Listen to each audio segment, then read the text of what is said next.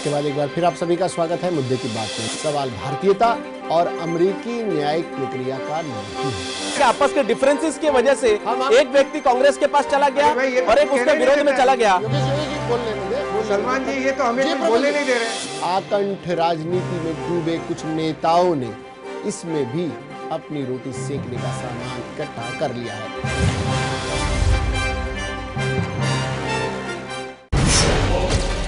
Underworld की नब्ज पहचानता हूं मैं, हर गैंग के राज जानता हूं मैं। कहां से चलती है कंपनी, कैसे किया मुंबई पुलिस ने कंपनी को खल्लास,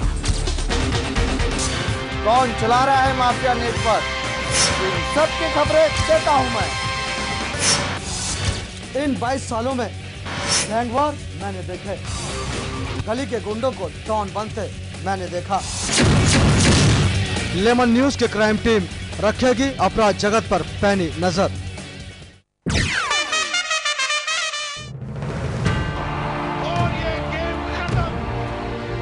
आठ टीमें,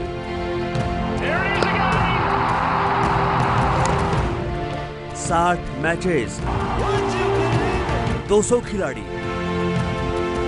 और सिर्फ एक लक्ष्य, आईपीएल सीजन 7 के हर एक मैच का रोचक और रोमांचक विश्लेषण।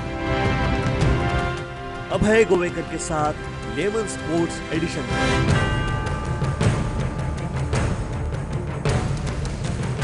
लेमन स्पोर्ट्स एडिशन हर रोज शाम 7:30 बजे सिर्फ लेमन न्यूज पर। जो परसेंटेज ऑफ वोटिंग है ये बम्पर माना जा सकता है। मरते किसान और सोती सरकार। नमस्कार, मैं प्रशांत आंग्रे और आप तमाम दर्शकों का स्वागत है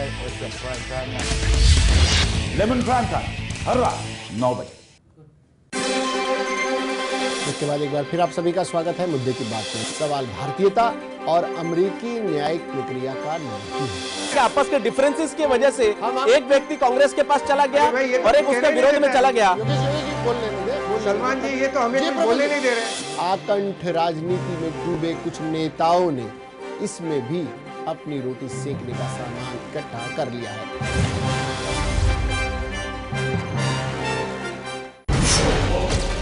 अंडरवर्ल्ड की नब्ज पहचानता हूं मैं, हर गैंग के राज जानता हूं मैं। कहां से चलती है कंपनी, कैसे किया मुंबई पुलिस ने कंपनी को खल्लास, कौन चला रहा है माफिया नेटवर्क, इन सबकी खबरें देता हूं मैं।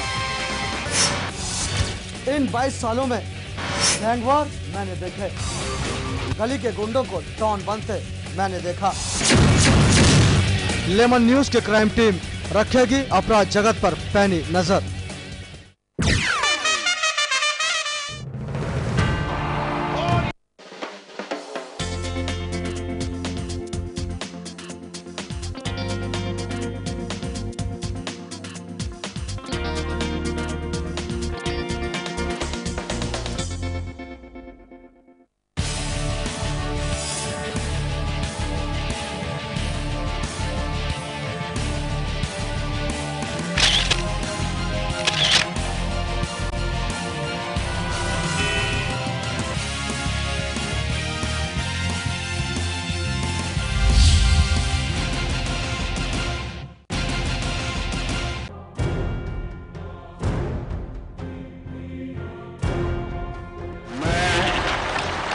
नरेंद्र दामोदर दास मोदी ईश्वर की शपथ लेता हूं कि मैं विधि द्वारा स्थापित भारत के संविधान के प्रति सच्ची श्रद्धा और निष्ठा रखूंगा। मैं नितिन जयराम गडकरी, टीवी सदानंद गौड़ा, मैं उमा भारती, मैं गोपीनाथ मुंडे, मैं रामविलास पासवान, मैं बलराज मिश्र, मैं राजनाथ सिंह ईश्वर की शपथ लेता हूं। नरेंद्र दामोदर दास मोदी। नमस्कार, मैं प्रशांत आंग्रे और आप तमाम दर्शकों का स्वागत है प्राइम टाइम में। और इस वक्त हम जिस अहम विषय पर चर्चा करेंगे, विषय है मैं नरेंद्र दामोदर दास मोदी। जी हाँ, आज देश के प्रधानमंत्री पद की शपथ लेने के बाद में वाकई 16वीं लोकसभा का जो महापर्व है और इसे वाकई उसी शाही अंदाज के अंदर इस समारोह को आयोजित किया गया। आज राष्ट्रपति भवन बना इस ऐतिहासिक शपथ ग्रहण का साक्ष्य, जिसमें पूरे सार्क जो कमेटी है तमाम देशों से, यहाँ पे बड़े बड़े रसूखदार और बड़े बड़े नेतागण, राष्ट्रपति, प्राइम मिनिस्टर, तमाम लोग आए अपनी शुभेच्छाओं देने के लिए। वाकई समा काफी सुहाना था। लगभग 3-4 हजार लोग थे, वीवीआईपी थे। और इस बीच नरेंद्र मोदी जो हमारे देश के आज प्रधानमंत्री पद की शपथ लेने के बाद उनके नाम के आगे प्रधानमंत्री नरेंद्र मोदी लग चुका है। जी हां, आज नरेंद्र मोदी की अपनी कैबिनेट की बैठक की उन्होंने घोषणा की। उन लोगों के नाम यहां पे डिक्लेयर किए। कैबिनेट मिनिस्टर के तौर पे 23 लोगों ने शपथ ली है। नरेंद्र मोदी जी को छोड़कर 23 कैबिनेट मिनिस्टर लोगों ने शपथ ली है। वहीं दूसरी तरफ राज्य मंत्री स्वतंत्र कार्यभार यानी राज्य मंत्री इंडिपेंडेंट स्टेट लेवल के मिनिस्टर्स की 22 लोगों ने शपथ ली है। यानी कुल मिला के 45 लोगों ने आज शपथ ली है, इंक्लूडिंग प्रधानमंत्री नरेंद्र मोदी जी को मिलाकर। लेकिन इस अहम विषय पर हमारे साथ इस वक्त जो स्टूडियो में मेहमान मौजूद है, सबसे पहले उनका तारुफ करवाता हूं। हमारे साथ में ज्ञानमूर्ति शर्मा जी, भारतीय जनता पार्टी के नेता, इस वक्त हमारे साथ स्टूडियो में शामिल है। आपका बहुत बहुत स्वागत है। हमारे साथ नासिर जकरिया जो कि स्पोक पर्सन है एमपीसीसी महाराष्ट्र प्रदेश कांग्रेस कमेटी के, ये इस वक्त शामिल है। विनोद तिब्रेवाल जी जीजीटी यूनिवर्सिटी के वाइस चांसलर है। ये तीनों मेहमानों का बहुत बहुत शुक्रिया। सबसे पहले मैं यहां पर नासिर जकरिया साहब आपसे सवाल पूछना चाहूंगा। आज का वो लम्हा, मैं ये कोई आपको टॉन्ट नहीं मार रहा हूं या आपके जख्मों पर नमक छिड़कने की बात नहीं कर रहा हूं, लेकिन आज का जो लम्हा था, फ्रंट लाइन पर सोनिया गांधी जी मौजूद थी, सेकेंड रो में राहुल गांधी जो युवराज कहे जाते हैं, जिन्होंने फ्रंट लाइन में सामने इस 16वीं लोकसभा चुनाव को लीड किया था। क्या कुछ जहन में चल रहा था? दूसरी तरफ प्रणब मुखर्जी जो कि हमारे राष्ट्रपति है, उन्होंने आज नरेंद्र मोदी को शपथ दिलाई। क्या कुछ मन मस्तिष्क, क्या कुछ जहन में चल रहा होगा इस वक्त तमाम कांग्रेसियों के? बड़ा अच्छा प्रश्न पूछा आपने। इस वक्त कांग्रेसियों के जहन में सिर्फ एक ही बात आ रही है कि नई सरकार को हम समर्थन देंगे, कंस्ट्रक्टिव ऑपोजिशन की भूमिका निभाएंगे और हमारे कार्यकाल में जो जो बातें हुई है गरीबों के हित में, आम जनता के हित में और देश के हित में, अगर ये नई सरकार ने उसे आगे ले चले तो हमारा देश का भविष्य उज्जवल और अच्छा रहेगा। जी, लगता है फेलियर हुआ है आपकी तरफ से, कांग्रेस खेमे से? नहीं, बिल्कुल नहीं। इसीलिए शायद एक्सपेक्टेशन रख रहे हैं? नहीं, बिल्कुल फेलियर नहीं रहा। ये तो हम हम्बली एक्सेप्ट करते हैं कि लोगों ने भारतीय जनता पार्टी को मेजॉरिटी दी और ये डेमोक्रेसी, लोकतंत्र कांग्रेस ने ही कांग्रेस की ही देन है इस देश को। तो ये जो सीमलेस ट्रांजिशन हुआ है ये देश के हित में, क्योंकि हमारा जो मुल्क है हिंदुस्तान, ये सारे जग की वर्ल्ड्स लार्जेस्ट डेमोक्रेसी मानी जाती है। तो इसमें कांग्रेस पार्टी का बड़ा योगदान रहा, दूसरी पार्टियों का भी रहा है। तो ये जो सीमलेस ट्रांजिशन हुआ है ये एक साइन ऑफ मैच्योर डेमोक्रेसी है और कांग्रेस वासी, कांग्रेस के कार्यकर्ता, कांग्रेस के नेतागण नई सरकार को पूरा समर्थन देंगे। चलिए, and we'll be a watchdog, we'll keep an eye क्या हो रहा है नई सरकार में। जी जी जी, लेकिन इस आय रखने के लिए वाकई भले ही विपक्ष की नेता सोनिया गांधी जरूर चुनी गई हो, लेकिन नैतिक जिम्मेदारी भी उन्होंने अपनाई है, ये बड़ी बात है। चलिए, दूसरी तरफ यहाँ पे अगर ज्ञानमूर्ति शर्मा जी, अगर थोड़ा सा ज्ञान मैं अगर यहाँ पे डालूं तो शायद अगर आज नरेंद्र मोदी जी ने शपथ ली है, प्रधानमंत्री है वो आज हमारे देश के, और 45 लोगों की ये टीम है, इन 45 चेहरों में कहीं ना कहीं आधे से ज्यादा ऐसे चेहरे जो पहली बार शपथ ले रहे हैं।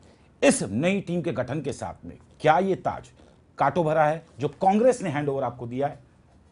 बिल्कुल नहीं, ये ताज जो है कांटो भरा बिल्कुल नहीं है, क्योंकि ये जो आप नए चेहरे की बात कर रहे हो, सिर्फ नए चेहरे कुछ लोगों के लिए लग रहे होंगे, खास करके कांग्रेस के लोगों के लिए, लेकिन ये भारतीय जनता पार्टी के पुराने और कद्दावर और एक्सपीरियंस्ड नेता हैं जिन्होंने अपने अपने क्षेत्रों में और इस देश के लिए बखूबी कई वर्षों से भारतीय जनता पार्टी में काम किया है और उन्होंने देश की हर एक परिस्थितियों का मतलब बाकायदा उनको जानकारी है और उनको अपने अपने क्षेत्र की जानकारी है, इसलिए वो अपना जो मंत्रालय जिनको जो जिम्मेदारी दी गई है वो बखूबी उसमें अच्छे से काम करने वाले हैं। कोई काटो भरा ताज बिल्कुल नहीं है। और इस बार जो है जो कांटा लगने वाला था, जो कांग्रेस के लोगों ने सोचा था, उसे देश की जनता ने निकाल फेंका है और एब्सोल्यूट मेजोरिटी के साथ में नरेंद्र मोदी जी को पावर में रखा है। बिल्कुल, लेकिन यहाँ पे सवाल ये पैदा होता है कि जिस प्रकार से नरेंद्र मोदी जी ने जो अपनी टीम को डिजाइन किया है, जो सीनियर मेंबरान है, मसलन मैं बात कर रहा हूँ लालकृष्ण आडवाणी जी हो या फिर मुरली मनोहर जोशी हो, जसवंत सिन्हा हो या फिर यशवंत सिंह हो या फिर कद्दावर नेता जो भारतीय जनता पार्टी के जो उम्र दराज है अरुण शौरी, तमाम लोग,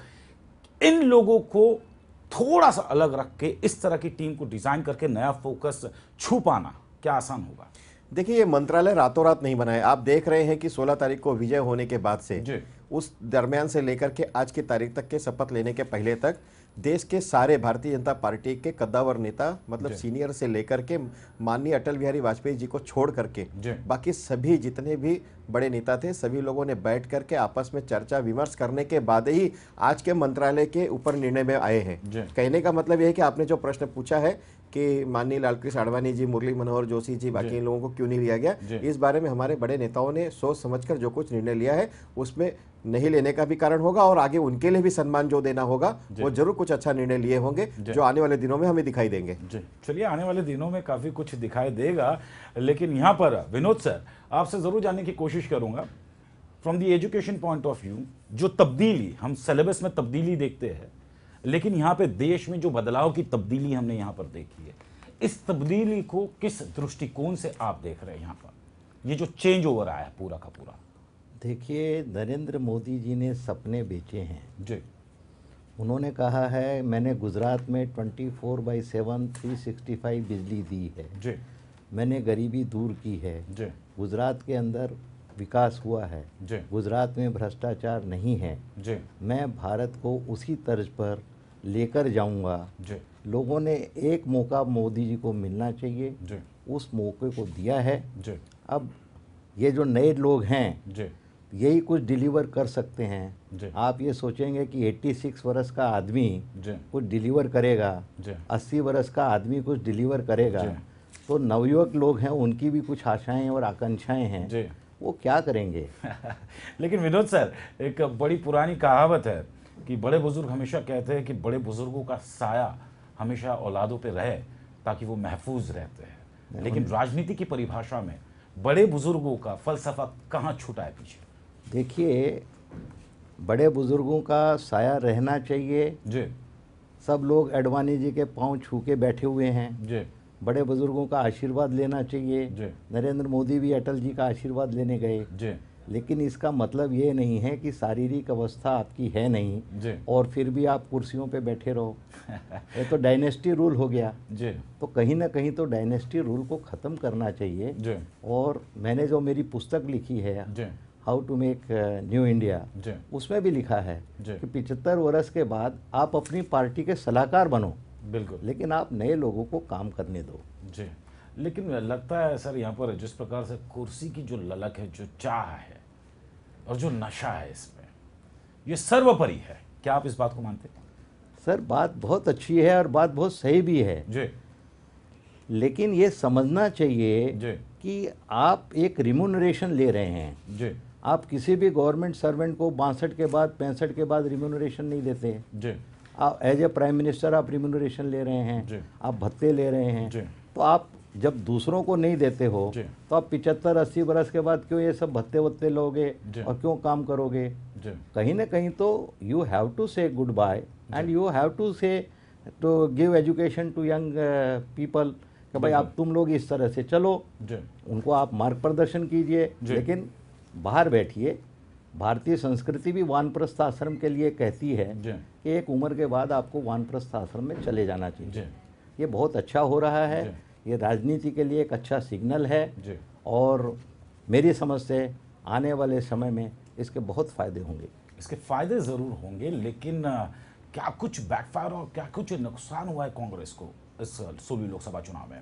नासिर साहब, क्या बैकफायर हुआ है एग्जैक्टली कांग्रेस खेमे में? क्या आरटीआई का वो कानून जो कांग्रेस खेमे ने अन्ना हजारे के आंदोलन के बाद में लाया था, पास करवाया था इसे संसद के पटल पर, और क्या ये आरटीआई बैकफायर के तौर पे कांग्रेस खेमे में इस कदर सेंध बनाया कि आज सत्ता से महरूम होना पड़ा?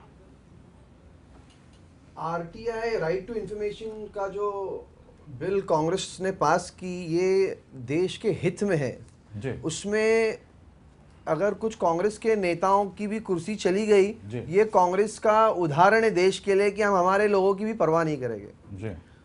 और सिर्फ आरटीआई नहीं, राइट टू एजुकेशन, मनरेगा और आपकी राजीव गांधी हेल्थ योजना जो महाराष्ट्र में की गई है, और 15 point programme for the minorities, बहुत सारी योजनाएं कांग्रेस सरकार के दौरान हुई है, इकोनॉमिक लेवल पे, इंटरनेशनल लेवल पे, सोशल लेवल पे। इससे देश के हित में ही काम हुआ है। लेकिन अब नई लोगों की एस्पिरेशन, मुझे कंप्लीट करने दो, नई लोगों की एस्पिरेशन अगर बढ़ गई है तो we respect the mandate, we respect the mandate. और हम ये भी चाहते हैं कि जो अच्छे काम हुए, और बहुत सारे अच्छे काम हुए कांग्रेस के कार्यकाल में, तो नई सरकार ने इसको आगे ले जाना चाहिए, बल्कि ये नहीं सोचना चाहिए लिमिटेड थिंकिंग या माइन्यूट फिलॉसफी लेके माइन्यूट फिलॉसफी की उसको रद्द नहीं करना चाहिए। जैसा माइन्यूट फिलॉसफी की यहाँ बात नहीं है, मैं बैकफायर इसके लिए कह रहा हूँ आपको, इसकी एक स्पेसिफिक वजह यह है कि 2G स्कैम में जहां पर ए राजा, कनिमोझी, या बात कर लीजिए कोलगेट में काफी सारे, यहां तक का प्रधानमंत्री के पीएमओ के नाम तक का वहां पे शामिल हुए थे, प्रधानमंत्री का भी नाम आया था, वहां पे उछाला जा रहा था, लेकिन उन्हें क्लीन चिट दी गई। कोलगेट हो या 2G स्कैम हो या CWG हो या फिर आदर्श घोटाला हो, ये सिर्फ और सिर्फ आरटीआई की देन है। मैं इसीलिए कह रहा हूं, क्या ये चीजें बैकफायर हुई जिसे बोनस बनाकर आज भारतीय जनता पार्टी ने अपनी सरकार बनाई? आरटीआई का जो कानून था वो हम चाहते थे कि देश में ट्रांसपेरेंसी हो, देश में अकाउंटेबिलिटी हो, देश में ऑनेस्टी और इंटेग्रिटी हो। तो ये सिर्फ कांग्रेस पर लागू नहीं है, ये आरटीआई कानून हर डिपार्टमेंट पर है, हर उस क्षेत्र में जहां लोगों को अपना अधिकार प्राप्त होने की आवश्यकता है, जरूरत है। और अगर इस दौरान कुछ लोगों को करप्शन में पकड़ा गया तो ये अच्छा हुआ, और कांग्रेस ने उनको उठा के बाहर फेंक दिया। लेकिन अफसोस के साथ कहना पड़ता, कुछ विपक्ष दलों के लोग ऐसे जिनको टिकट भी मिली और आज वो कैबिनेट में शपथ विधि के आरएसएस के हेडक्वार्टर्स पे चक्रे दौड़ रहे। चलिए, यहाँ पर ज्ञानमूर्ति शर्मा जी कुछ कहना चाह रहे, प्लीज। नहीं, मुझे तो बड़ा हंसना आता है जकरिया साहब जैसे लोगों पर कि जो बड़े दावे ठोक ठोक के बार बार ये कहते हैं कि हमने करप्ट लोगों को बाहर फेंका, करप्ट लोगों को बाहर फेंका। अरे सबसे बड़े करप्ट तो आपके मनमोहन सिंह जी थे। देखो, एक कहावत कही गई है कि अन्याय करने वाले से सबसे बड़ा अन्यायकारक होता है जो उस गुनाह को देखता है।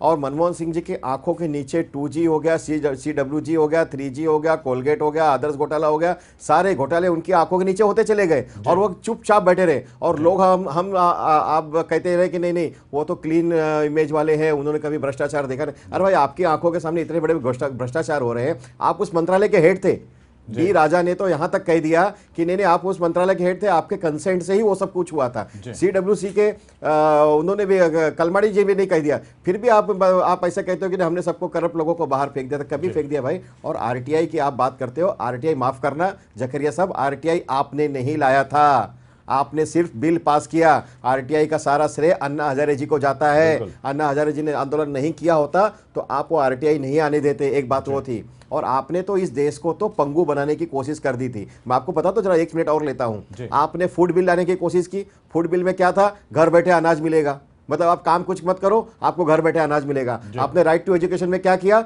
घर बैठे आप खाली पढ़ाई करो, आपको 8वीं तक तो हम फेल नहीं करेंगे, आप कभी भी एडमिशन ले लो, जिसका ड्रॉप आउट है उसको एडमिशन दे दो, बच्चे को फेल नहीं करना है। अरे भैया, बच्चे पे आप बच्चों को अच्छे से शिक्षा नहीं दोगे, उसके दिमाग में आप एजुकेशन अच्छे ढंग से डालोगे नहीं, आप ऐसे ही बच्चे लोगों को पास करते चले जाओगे, आने वाले फिर 10-20 साल के बाद में देश क्या होता? जो इंजीनियर होते, जो डॉक्टर्स होते, जो इंटेलिजेंट लोग होते, वो होते ही नहीं। मतलब 20 साल के बाद में आप देश को एकदम पंगु बना देते। घर बैठे खाना खाओ, एजुकेशन में ऐसी घर बैठे पास हो जाओ, इस तरीके का आपकी पॉलिसी थी। ज्ञानमूर्ति शर्मा जी, जिस प्रकार से आपने एजुकेशन का जिक्र किया, हमारे साथ में वाइस चांसलर विनोद जी भी है। मैं चाहूंगा कि जहां तक का शिक्षा प्रणाली है sir, you have seen this sector very closely, बहुत करीब से आपने शिक्षा प्रणाली को देखा।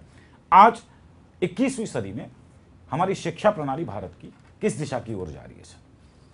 देखिए, हमारी शिक्षा प्रणाली के अंदर कहा जा रहा है जी कि हमारे खाली 20% इंजीनियर आज दुनिया के स्तर पर एम्प्लॉयबल हैं जी, ओनली 20%, ओनली 20% जी।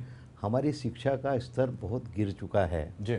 हमारी शिक्षा जो है इसका सिलेबस बहुत पुराना हो चुका है जी। अभी हमें इंडस्ट्री फेजिंग एजुकेशन की ज़रूरत है जी। जो इंडस्ट्री को ज़रूरत है जी। उसके हिसाब से नए ज़माने में नई टेक्निक के अंदर जी। जो बदलाव आया है उन सबको हमें इनकारपोरेट करना पड़ेगा जी। और शिक्षा प्रणाली को हमें बहुत आमूल परिवर्तन की इसमें ज़रूरत है जी। और मुझे लगता है कि नई सरकार इसमें कुछ करेगी जी। तो देश का भला होगा।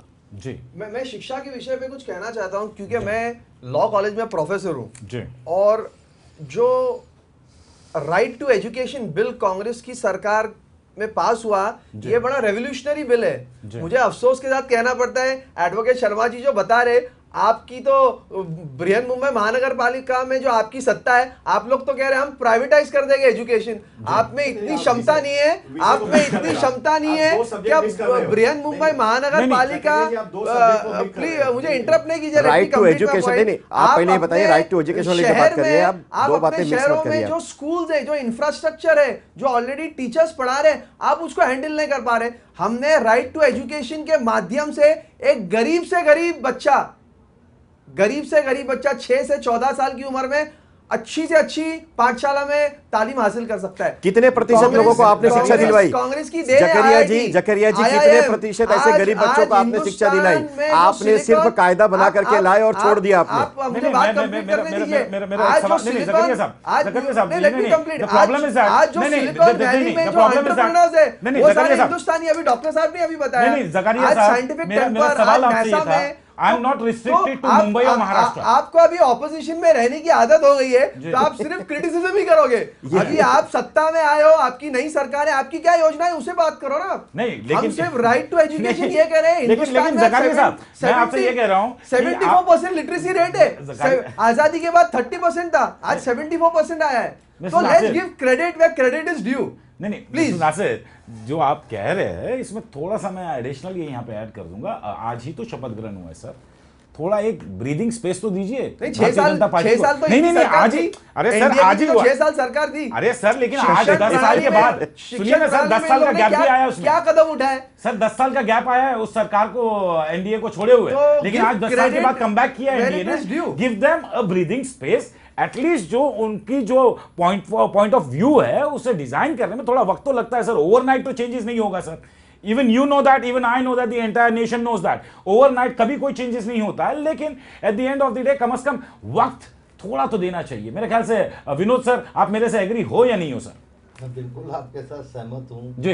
अभी लोग नए मिनिस्टर्स बनेंगे, नई पॉलिसीज आएंगी, नई बातें होगी और जैसे इन्होंने अभी बतलाया कि हम ये फर्स्ट टू 8 में फेल नहीं होने का कायदा है उसको बदलेंगे, गुणवत्ता के अंदर सुधार करेंगे। तो थोड़ा समय देना चाहिए, जिसे हमें हिंदी में कहते हैं ना, तिल देखो और तिलों की धार देखो। थोड़ा वक्त देना चाहिए जी। तो थोड़ा वक्त देना चाहिए। चलिए यहाँ पे जिस प्रकार से ज्ञानमूर्ति शर्मा जी, वक्त का तकाजा ये है, सत्ता आपकी है, वक्त भी दिया जा रहा है आपको कि चलिए वेट एंड वॉच, सत्ता आ गई है, थोड़ा वक्त भी दिया जाए। लेकिन उस वक्त का क्या करें जो 20 सालों से आज रिश्तों की डोर में बंधा हुआ है आपका गठबंधन शिवसेना के साथ। 2 दशक से ज्यादा आप लोगों का एक कोएलिशन रहा है, गठबंधन रहा है। और फिर ऐसा क्या होता है कि 20 साल के इन रिश्तों में महज 18 सांसद चुन के आने के बाद भी शिवसेना के महज एक ही सांसद आनंद गीते साहब को आज मंत्री पद की शपथ दिलाई जाती है, कैबिनेट मिनिस्टर। नहीं, बहुत जल्दबाजी भरा आपका यह सवाल है कि आप लोग सिर्फ इस नजरिए से देखते हैं कि 18 सांसद शिवसेना के चुन के आने के बावजूद आपने एक ही मंत्रालय दिया।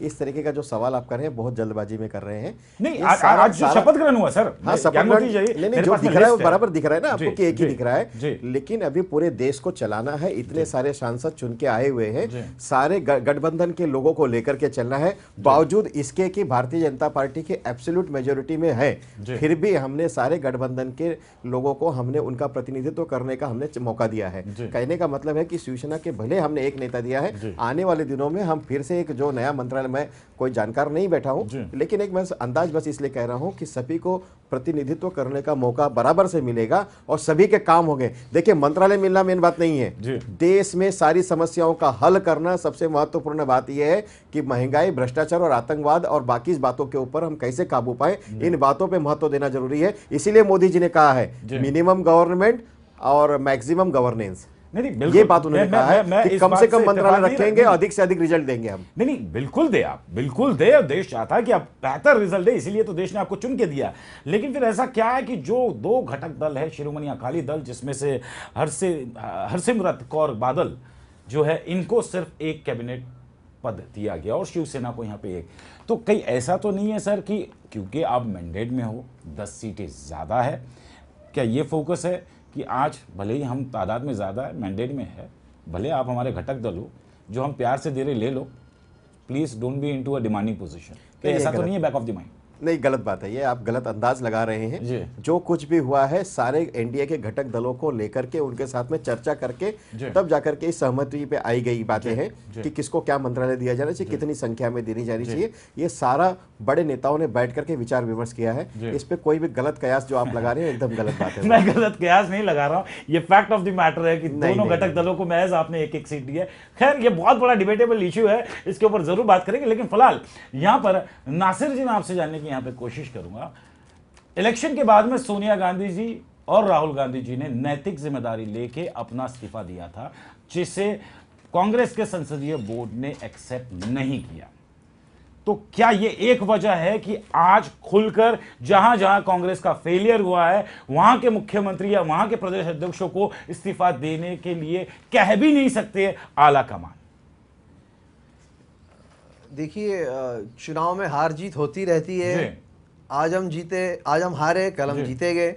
और रहा सवाल प्रदेश अध्यक्ष और मुख्यमंत्री का, उन्होंने पहले ही जिम्मेदारी ले चुकी है कि ये और ये कलेक्टिव रिस्पॉन्सिबिलिटी है। यहाँ चुनाव के दौरान सिर्फ एक नेता चुनाव में नहीं उतरता है, बल्कि बहुत सारे कैंडिडेट, बहुत सारे पार्टीज के कार्यकर्ता, बहुत सारे नेता मंडली उतरती है। और इसमें पक्ष की हार हुई है, कोई इंडिविजुअल। और हमने जैसा नासिर जी, हमने मैं किसी को माफी चाहता प्रोजेक्ट हूं, भी नहीं किया था, हमने किसी को प्रोजेक्ट भी नहीं किया था एज पीएम कैंडिडेट। तो ये कलेक्टिव रिस्पांसिबिलिटी थी। आपने ये कहा कि ये कलेक्टिव रिस्पांसिबिलिटी है, ये पक्ष की हार हुई है, किसी इंडिविजुअल की हार नहीं हुई। चलिए, मैं ये बात को मानता हूं, लेकिन 1947 से लेकर अब तक का जो इतिहास है कांग्रेस की, देखिए जीत हार पॉलिटिक्स में इट इज अ गेम। आज इनकी सत्ता है, कल आपकी होगी, फिर परसों इनकी होगी, लेकिन at the end of the day इस तरह बुरी हार कि महज 44 सीटों के साथ में आपको समेटना पड़ा है। विरोधी पक्ष के लिए भी आपको मैंडेट में 10% ऑफ मार्जिन चाहिए था, वो तक का नहीं है। लेकिन बावजूद इसके सोनिया गांधी जी विपक्षी नेता चुनी गई है। नहीं लगता कि ये बहुत बड़ा डिफरेंस है? चिंतन बैठक की वाकई सख्त जरूरत है यहाँ पर। देखिए, विपक्ष दलों ने मीडिया को कैप्चर किया था, 10,000 crore. Sir, media was not capture on the gun point sir. नहीं, कैप्चर नहीं, मैं आपके इस बात का खंडन करता हूं, कैप्चर किए सर।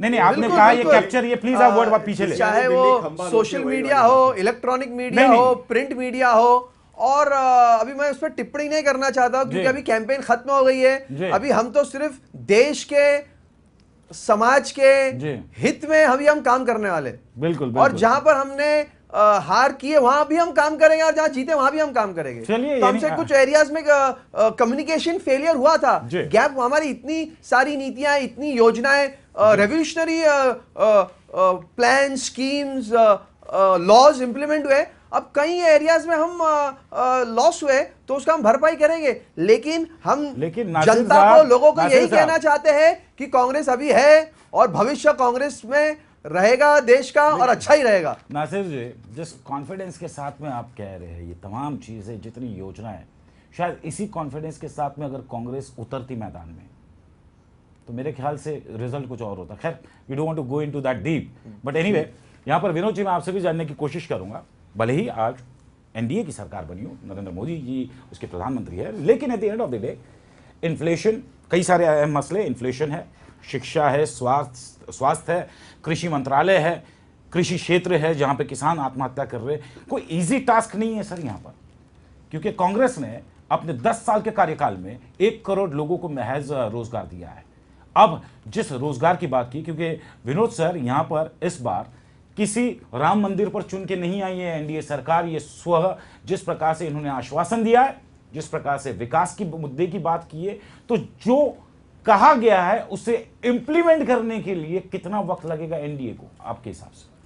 देखिए, यदि ईमानदारी से ये लोग काम करना चाहें जी, तो जो सारा देश महंगाई से त्रस्त है जी, इसके अंदर सबसे पहले मैंने मेरी पुस्तक में भी सजेशन दिया है जी, कि आप 10 लाख रुपए तक इनकम टैक्स फ्री कर दो। जी, आप महंगाई से आज कोई भी आदमी 40-50 हज़ार रुपये से एक मीडियम फैमिली मुंबई में रह नहीं पा रही है। जी, 8-10 हज़ार रुपया मकान का किराया है जी, 2-3 बच्चों को पढ़ाना है, ट्रांसपोर्ट है जी, तो आज 4-5 लाख रुपया भी यदि उसके हाथ में नहीं आएगा टैक्स फ्री तो कैसे होगा? तो सबसे पहले तो इन लोगों को कम से कम 10 लाख रुपए तक इनकम टैक्स एग्जम्पशन कर देना चाहिए। जो इन लोगों के हाथ में पैसा आएगा वो चीज़ें खरीदेंगे। जब उनकी क्रय शक्ति बढ़ जाएगी, अपने आप इंडस्ट्रियल रिवॉल्यूशन होगा, इंडस्ट्री बढ़ेगी, तो लोगों की क्रय शक्ति उनको पैसा देके फ्री में वो सब देके मनरेगा वगैरह देके उसके बदले में यदि हम ये इनकम टैक्स फ्री कर देंगे तो काला धन भी खत्म हो जाएगा और देश बहुत आगे बढ़ेगा और टैक्स कलेक्शन भी बढ़ेगा। सर बिल्कुल आपने दुरुस्त कहा यहाँ पे, ये बिल्कुल ये बहुत अच्छा आपने प्रपोजल यहाँ पर रखा है। लेकिन at the end of the day inflation, महंगाई, ये सिर्फ आम इंसान तक का सीमित नहीं, इसी पूरे देश को घेर के रखा है।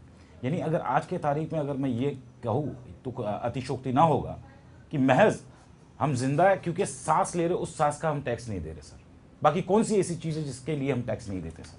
मैं आप तीनों मेहमानों से पूछता हूँ सर कि आज हम 21वीं सदी में जी रहे, हर एक अपने अपने तरीके से सोर्स ऑफ इनकम हर एक का है, लेकिन आज जीने पर सिर्फ हमें सांस लेने के लिए टैक्स नहीं लगता। बाकी कौन सी ऐसी चीज है जिसके ऊपर टैक्स लगता है सर? बताइए, तीनों मेहमानों से मैं पूछ रहा हूं सर, क्या ये सबसे बड़ी गंभीर समस्या नहीं है हमारे देश की सर?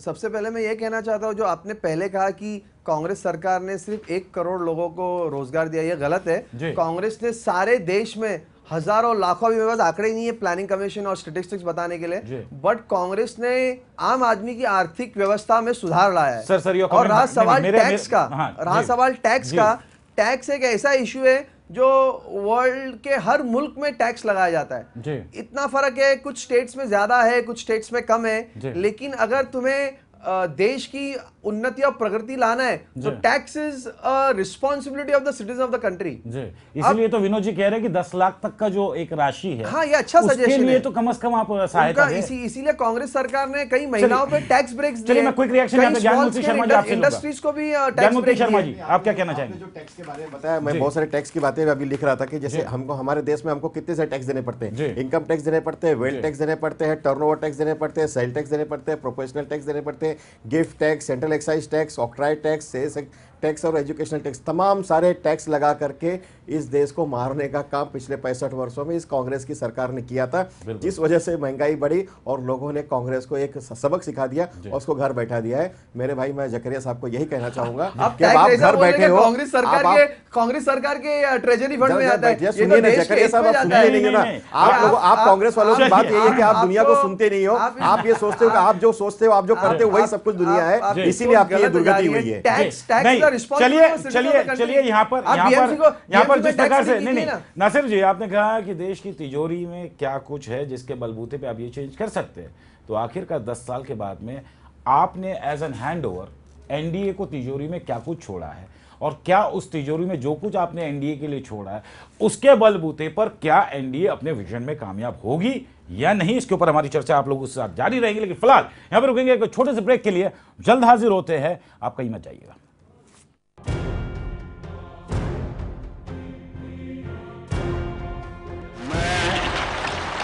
नरेंद्र दामोदर दास मोदी ईश्वर की शपथ लेता हूं कि मैं विधि द्वारा स्थापित भारत के संविधान के प्रति सच्ची श्रद्धा और निष्ठा रखूंगा। मैं नितिन जयराम गडकरी, टीवी सदानंद गौड़ा, मैं उमा भारती, मैं गोपीनाथ मुंडे, मैं रामविलास पासवान, मैं कलराज मिश्र, मैं राजनाथ सिंह ईश्वर की शपथ लेता हूं। नरेंद्र दामोदर दास मोदी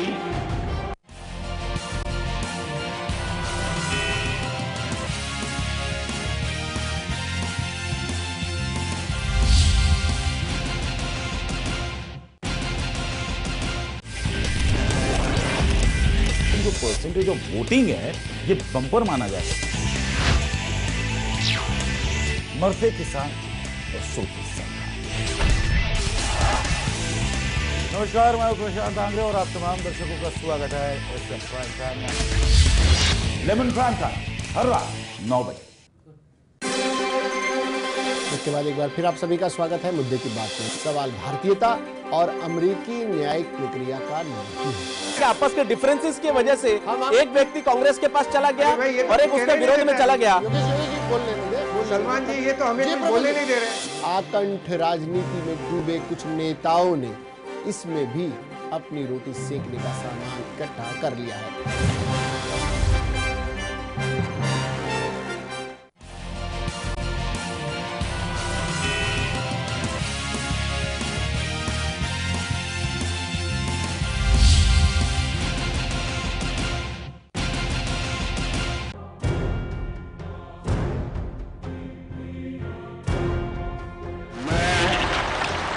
नरेंद्र दामोदर दास मोदी ईश्वर की शपथ लेता हूं कि मैं विधि द्वारा स्थापित भारत के संविधान के प्रति सच्ची श्रद्धा और निष्ठा रखूंगा। मैं नितिन जयराम गडकरी, टीवी सदानंद गौड़ा, मैं उमा भारती, मैं गोपीनाथ मुंडे, मैं रामविलास पासवान, मैं कलराज मिश्र, मैं राजनाथ सिंह ईश्वर की शपथ लेता हूं। नरेंद्र दामोदर दास मोदी। तो ब्रेक के बाद एक बार फिर आप तमाम दर्शकों का स्वागत है हमारे इस विशेष पेशकश मैं नरेंद्र दामोदर दास मोदी, जो कि आज शपथ के बाद वो हो गए हैं प्रधानमंत्री नरेंद्र मोदी। हमारी चर्चा जारी अपने मेहमानों के साथ में। ब्रेक में जाने से पहले हमने अपने मेहमानों से पूछा था कि आखिरकार कांग्रेस ने तिजोरी में क्या कुछ छोड़ा है जिसके बलबूते पर एनडीए जो अपना विजन लेके चल रही है वो पूरा कर पाएगी या नहीं कर पाएगी। सीधे चलते हैं यहां पर विनोद सर के पास में।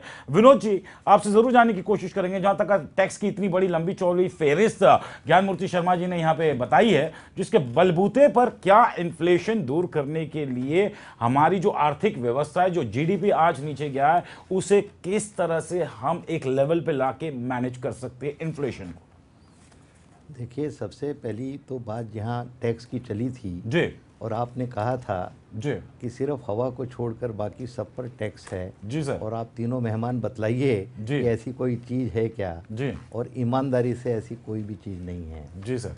हिंदुस्तान का गरीब से गरीब आदमी भी साबुन लगाता है, मंजन करता है जी। वो कोई भी छोटी से छोटी चीज़ भी हिंदुस्तान का गरीब से गरीब आदमी भी लेता है तो उसको उस पर एक्साइज टैक्स देना पड़ता है, उसको इनडायरेक्ट टैक्स देने पड़ते हैं। अभी डॉक्टर लोग पेशेंट को देखते हैं तो सर्विस टैक्स जो है वो हर एक्टिविटीज़ पर सर्विस टैक्स लग गया है। तो टैक्स की भरमार हो गई है और इसके लिए काला धन बनता है क्योंकि लोग टैक्स नहीं देना चाहते। वो टैक्स नहीं देना चाहते क्योंकि उनके पास है ही नहीं। यदि वो दे देंगे तो खाएंगे क्या, रहेंगे कैसे, जिएंगे कैसे।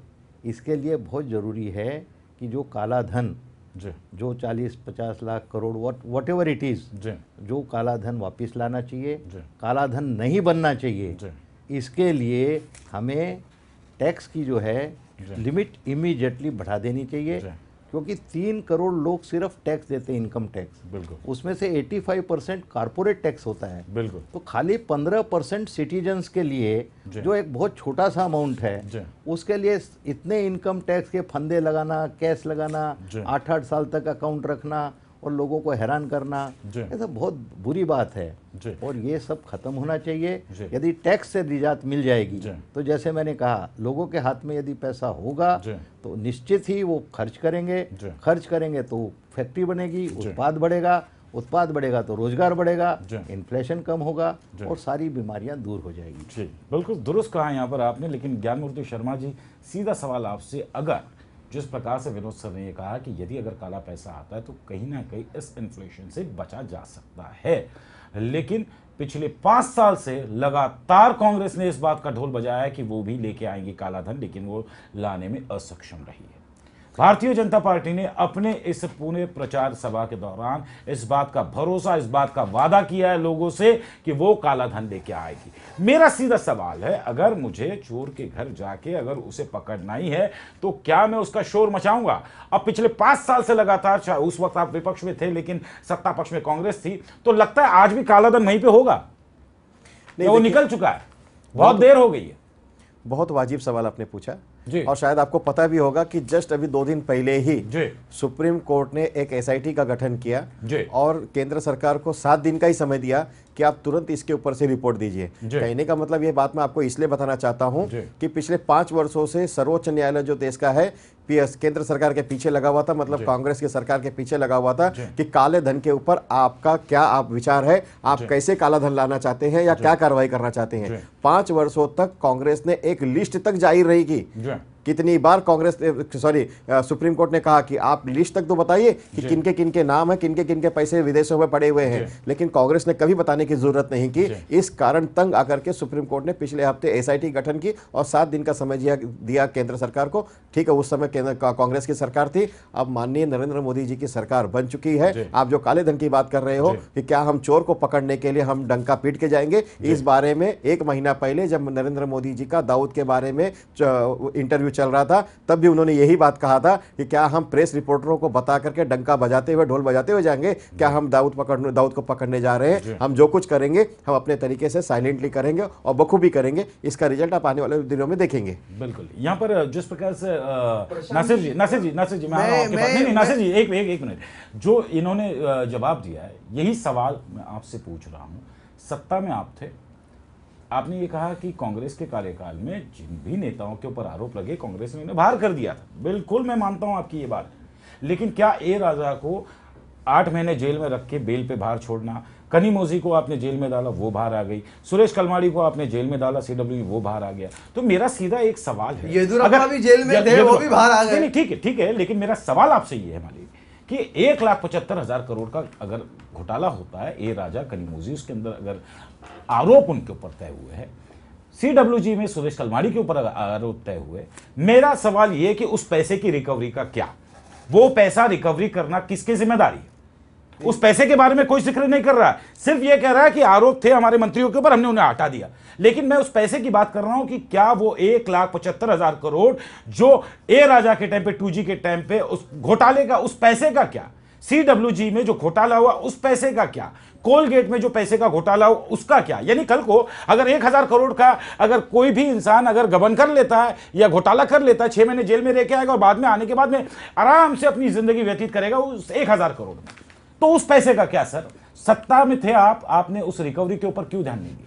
देखिए प्रशांत जी, जैसा आपने सवाल पहले भी उठाया था, इन सारे नेताओं को कांग्रेस पार्टी ने एक तो टिकट नहीं दिया, और जहां तक सर बहुत देर हो गई, सर बहुत देर हो गई, मुझे उत्तर देने दीजिए। काले धन का जहां तक ताल्लुक है, कांग्रेस की सरकार स्विस गवर्नमेंट के साथ रेगुलर कम्युनिकेशन में रही है और हमने बहुत स्ट्रांगली ये मुद्दे को उठाया है कि जो ब्लैक मनी विदेश में है उसे देश में वापस लाया जाए। और एडवोकेट शर्मा जी ने जैसा कहा कि स्पेशल इन्वेस्टिगेशन टीम कॉन्स्टिट्यूट की जाएगी और उसको मॉनिटर किया जाएगा। लेकिन मुझे ये भी ऐड करना है कि जब एनडीए की सरकार थी 2004 तक, 2004 6 साल वो सत्ता में थे, इन्होंने काला धन कहाँ लाया है? ये जो आज सवाल उठा रहे, इन्होंने कुछ नहीं कहा। दूसरा मुद्दा, ये जो कह रहे हम मीडिया को नहीं कहेंगे, पब्लिकली नहीं कहेंगे, मुझे अच्छी तरह याद है जो अभी नए निर्वाचित कैबिनेट मंत्री गोपीनाथ मुंडे जी आए, उन्होंने ये भी कहा जर आमची सरकार सत्तामध्ये आली तर दाऊदला 15 दिवसात आतमध्ये घेऊन मुंबईला आणणार आम्ही, 15 दिन के अंदर हम दाऊद को लाएंगे। किधर है? 15, 20, 25 साल हो गए। तो पब्लिक आपको ये जो वल्गराने की बातें और मीडिया में हाइप क्रिएट करने की बातें ये बहुत इजी है। अभी आपकी होम मिनिस्ट्री है, हम देखना चाहते हैं ना नवाज शरीफ जी को मोदी जी कल क्या कहते हैं कि उनके सॉइल पे अगर टेररिज्म एक्टिविटीज और हमारे देश में आके हुआ जाता है, अभी आप 56 इंच का सीना अब आप डिप्लोमेटिक चैनल्स पे बताइए ना। तो वादा करना बहुत इजी है, लेकिन जब आप पावर में आते हो आपको डिलीवर करना भी बहुत जरूरी है। तो ये झूठे वादे करना छोड़ दो। चलिए यहाँ पर सर इसमें मैं कुछ कहना प्लीज सर प्लीज मैं चाहूंगा मैं ये कहना चाहूंगा कि मैंने जो पुस्तक लिखी है how to make new India, उसमें मैंने कहा है कि जिस पार्टी के मिनिस्टर ये सब बदमाशियां करते हैं उस पार्टी को उसकी क्षतिपूर्ति करनी पड़ेगी। बिल्कुल। यदि वो पार्टी उस पैसे को नहीं देती है तो उसके कम से कम 10 सांसद या 20 सांसद 1 लाख रुपया, 10 लाख रुपया, 1 करोड़ रुपया उसके पीछे एक सांसद उस पार्टी का रिजाइन कर देना चाहिए। उन लोगों को खड़ा नहीं करना चाहिए और उसके बदले में री इलेक्शन होना चाहिए। बिल्कुल। जब पार्टियों के ऊपर प्रतिबंध लगेगा तभी ये देश सुधरेगा। नहीं तो जैसे आपने बोला कि हाँ भाई जिंदगी भर ऐसे गुजारेंगे, 6 महीने जेल में जाए तो क्या हुआ, क्या बुरा। बिल्कुल। तो कोई उससे तो कुछ होगा नहीं। बिल्कुल। तो हर हालत में इनको पनिशमेंट करना पड़ेगा कि भाई आपके इतने सांसद रिटायर होंगे। बिल्कुल। यदि नहीं हुआ तब देखो ये पार्टियां कैसे अलाउ करेगी। बिल्कुल, जैसे डॉक्टर तिब्रेवाल ने कहा, इसीलिए तो हमारे वाइस प्रेसिडेंट राहुल जी ने ऑर्डिनेंस को फाड़ा था। हम नहीं चाहते कि करप्ट लीडर्स हमारे देश में राज करें। तो हमारी क्लियर कट धोरण है, 0 टॉलरेंस ऑन करप्शन। लेकिन ऑर्डिनेंस फाड़ने के बाद भी सर ऑर्डिनेंस फाड़ने के बाद भी मैं आपको ये बता दूं कि अशोक चौहान को आपने टिकट दी, बावजूद इसके वो चुन के भी ना दे। Matter is in the court. नहीं, matter is in the court, लेकिन बावजूद इसके जिस मुद्दे को लेके नहीं let me correct Nasir let me correct you. जिस ऑर्डिनेंस को राहुल गांधी ने फाड़ा था it was relevant with Adarsh घोटाला, जिसके ऊपर स्टेटमेंट दी थी करप्शन के ऊपर, जिसमें आदर्श वाज थी इशू। चलिए खैर, ज्ञानमूर्ति शर्मा जी क्या कुछ कहेंगे? नहीं, मैं 2 बातें बोलना चाहता हूँ।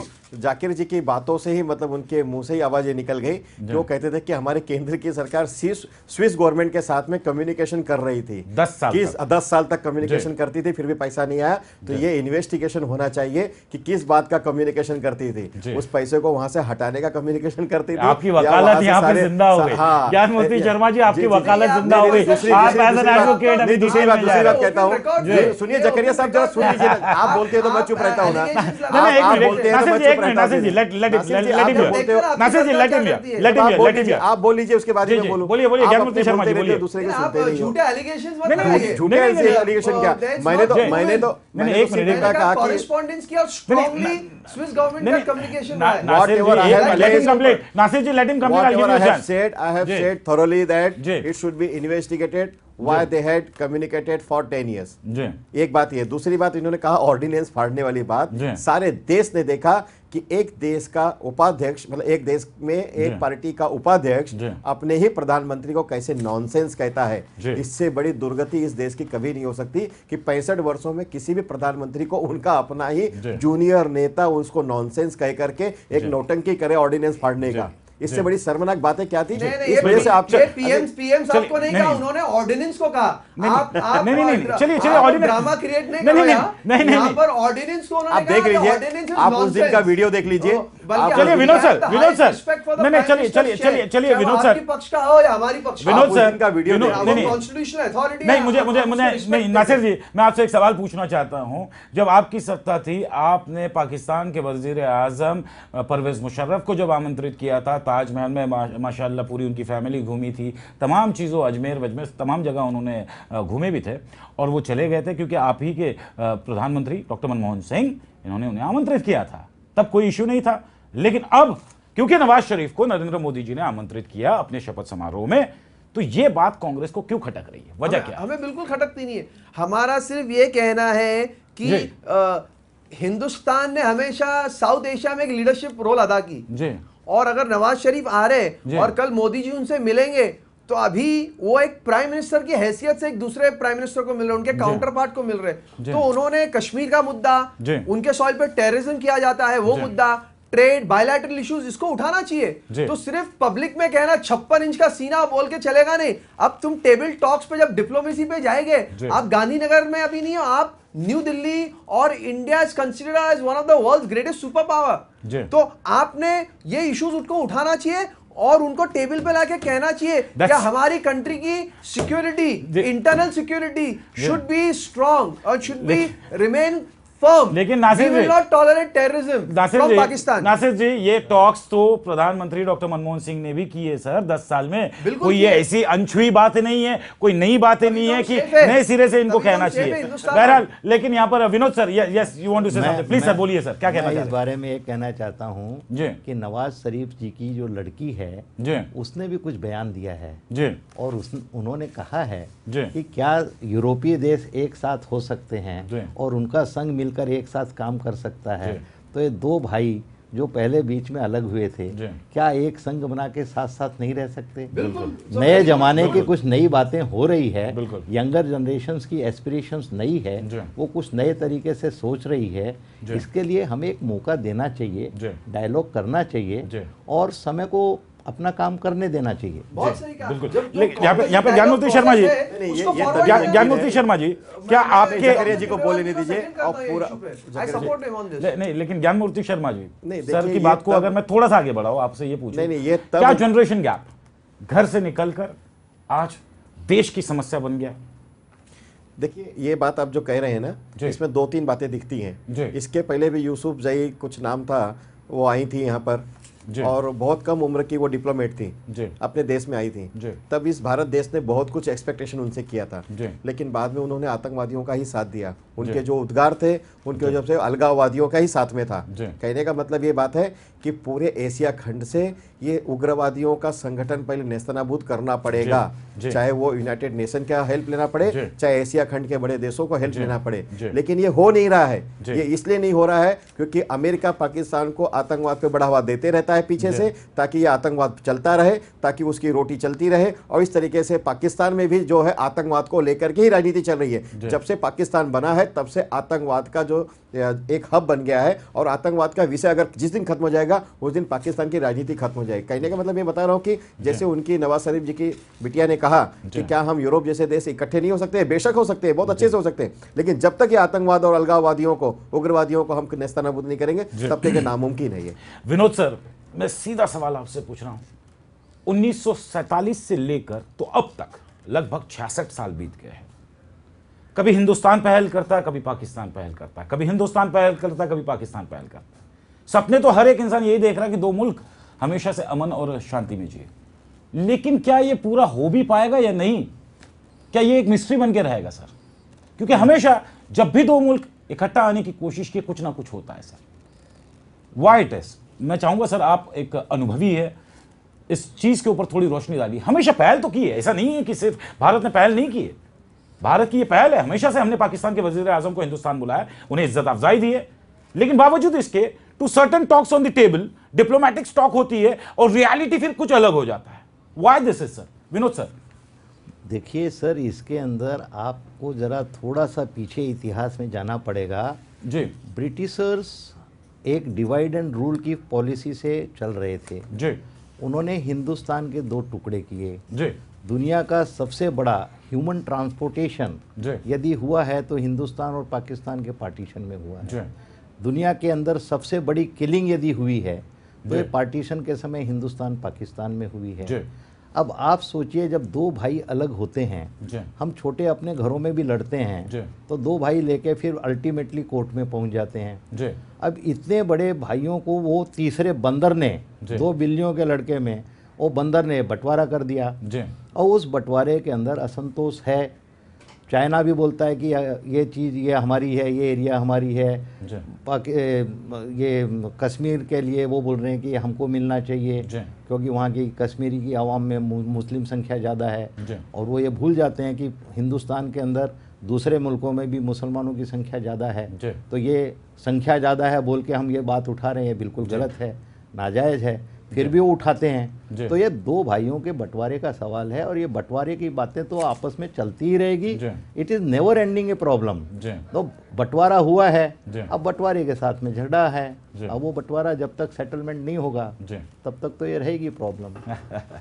तो ये प्रॉब्लम हमेशा से रहेगी, लेकिन इस प्रॉब्लम को सॉल्व करने के लिए 66 साल ज़रूर बीत गए, कई दशक बीत गए, लेकिन अब तक का कोई मसला हल होता नज़र नहीं आ रहा है। आज भी वही मसले वहीं के वहीं हैं।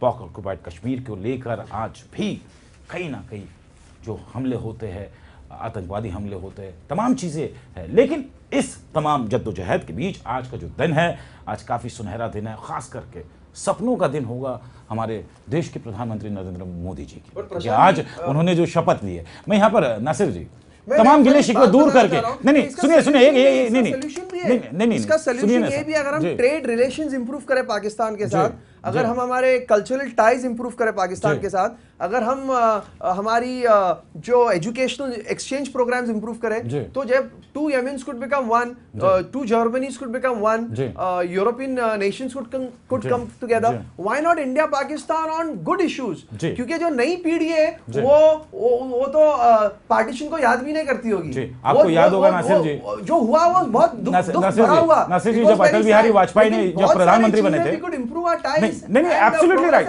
आई 100% आई एग्री विथ यू, लेकिन मेरा सवाल ये है कि it has been tried lot of times. ऐसा नहीं कि कोशिश नहीं हुई है सर। अटल बिहारी वाजपेयी के टाइम पे समझौता एक्सप्रेस यहां से लाहौर तक का शुरू की गई है, but at the end of the day what is the result? Zero.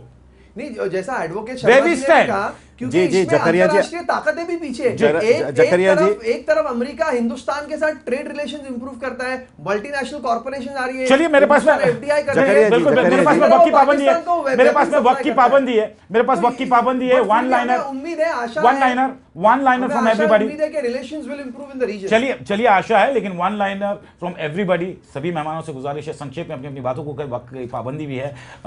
सबसे पहले शर्मा जी, आपसे मैं जानने की कोशिश करूंगा, आज सबसे बड़ा दिन है एनडीए के लिए, बहुत ही खूबसूरत दिन है। आज तमाम नेताओं ने आज शपथ ली है, देश के प्रधानमंत्री ने शपथ ली है। क्या कुछ आश्वासन वन लाइन में इस देश की जनता को देना चाहते हो? जो वादे किए पूरे हो गए या नहीं हो गए? मैं बस इतना ही कहना चाहूँगा कि मोदी जी ने जैसे गुजरात में डेवलपमेंट किया है और उन्होंने सच सपने दिखाए हैं और सच सपने के सौदागर हैं वो, और उसको सच करके दिखाएंगे। देश से महंगाई, भ्रष्टाचार और आतंकवाद को नेस्तनाबूद करके रहेंगे। आने वाले दिनों में आप देखेंगे, इस बात के लिए आपको आशावादी बनना होगा। जी, चलिए यहाँ पर विनोद सर, व्हाट एक्सपेक्टेशन, आपकी क्या एक्सपेक्टेशन इस एनडीए सरकार से है जो आज 45 लोगों ने शपथ ली है, specifically from the prime minister himself Narendra Modi? क्या एक्सपेक्टेशन है इस एनडीए सरकार से? क्या ये भविष्य में किए हुए वादों पर खरी उतरेगी या नहीं उतरेगी, या इन्हें जो टाइम स्पेस चाहिए कितना चाहिए? देखिए, ये तो मैं नहीं कह सकता, ज्योतिष तो नहीं हूँ जी, लेकिन एक बात दुष्यंत कुमार जी ने जो कही है वो कविता में जरूर कहना चाहता हूँ। Please sir, please. इस नदी की धार में ठंडी हवा आती तो है, नाव जर्जर ही सही लहरों से टकराती तो है। आज एक आदमी ने एक सपने दिखाए हैं, अब उन सपनों को दिखाने के लिए उसे थोड़ा वक्त दीजिए और समय दीजिए। और वो नरेंद्र जी की बात से मुझे कहीं कहीं ऐसा लगता है वही दुष्यंत जी की, कि सिर्फ हंगामा खड़ा करना मेरा मकसद नहीं। क्या बात है, मकसद तो यह है सूरत बदलनी चाहिए। बिल्कुल। अब ये सूरत जो है बदलेगी, ऐसे मुझे उम्मीद है, और हम तो आशावादी हैं और इस आशा के साथ जरूर जिएंगे। चलिए, बहुत अच्छी बात आपने यहाँ पे कही। On one line note, Nasir ji क्या कुछ कहना चाहेंगे? बड़ा दिल करके, बिग ब्रदर बिग हार्ट, क्या शुभेच्छा एनडीए को देना चाहोगे आप? हमारी शुभकामनाएं नई सरकार के साथ, और हम एक कंस्ट्रक्टिव ऑपोजिशन की भूमिका निभाएंगे, और हम संक्षेप में यही कहेंगे, जो वादा किया उसे निभाना पड़ेगा। चलिए, जो वादा किया उसे निभाना पड़ेगा।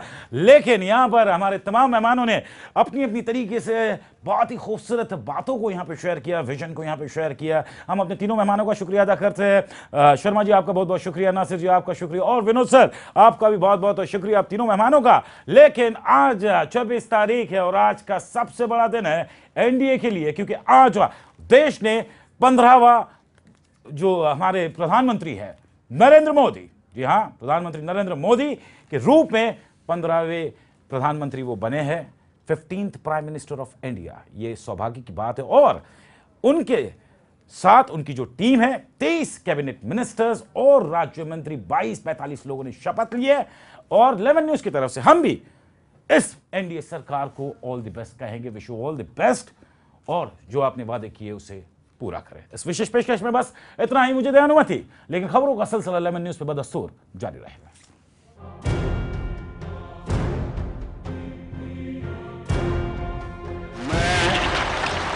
नरेंद्र दामोदर दास मोदी ईश्वर की शपथ लेता हूं कि मैं विधि द्वारा स्थापित भारत के संविधान के प्रति सच्ची श्रद्धा और निष्ठा रखूंगा।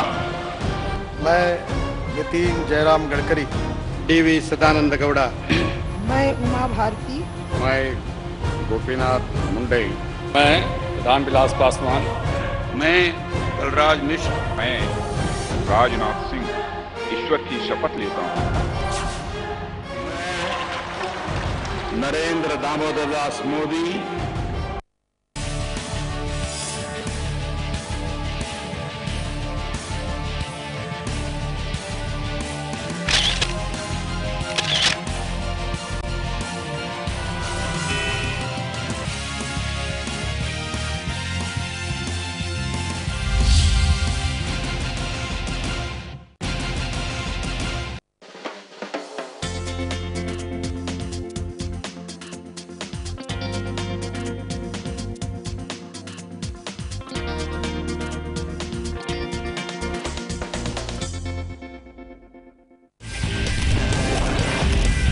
जो परसेंटेज ऑफ वोटिंग है ये बम्पर माना जाता है।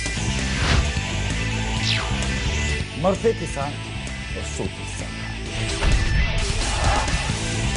नमस्कार, मैं प्रशांत आंग्रे और आप तमाम दर्शकों का स्वागत है इस प्राइम टाइम में। लेमन प्राइम टाइम हर रात 9 बजे।